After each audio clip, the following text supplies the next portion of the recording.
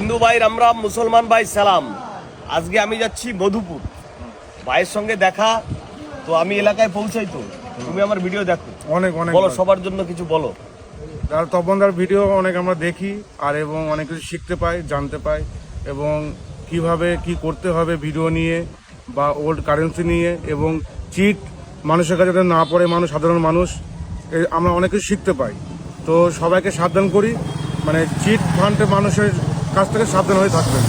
একদম, মানে কাউকে ঠকা যাবে না, ঠকলে কিন্তু আপনারা ঠকে যাবেন। অর্থাৎ বুদ্ধি নিয়ে চলতে হবে। ভিডিওর কমেন্ট বক্স আমরা এই কারণে করতে বলি, ভাইও আমার কিন্তু একজন বড় ফ্যান, অর্থাৎ আমার ভিডিও দেখে এবং আমার ভিডিওর কমেন্ট বক্সে ভাইয়ের নোটিফিকেশন রয়েছে। আজকে আমি চাপড়ার থেকে 5-7 কিলোমিটার ভিতরে রয়েছি, এখন মধুপুর যাব। আর এই মুহূর্তে একটা জায়গায় রয়েছি, দেখুন কি সুন্দর একটি মসজিদ দেখা যাচ্ছে, আমার মুসলমান ভাইদের প্রার্থনা সভা। এখানেই কিন্তু আল্লাহ রয়েছে, আল্লাহর ঘর রয়েছে। স্বাভাবিকভাবে আমি হিন্দু ভাই রাম রাম, মুসলমান ভাই সালাম, খ্রিস্টান ভাই প্রণাম, এগুলো বলি আপনাদের কেন, সবাইকে নিয়ে একসঙ্গে থাকতে চাই, এক ভালোবাসার মন্দির গড়ে তুলতে চাই।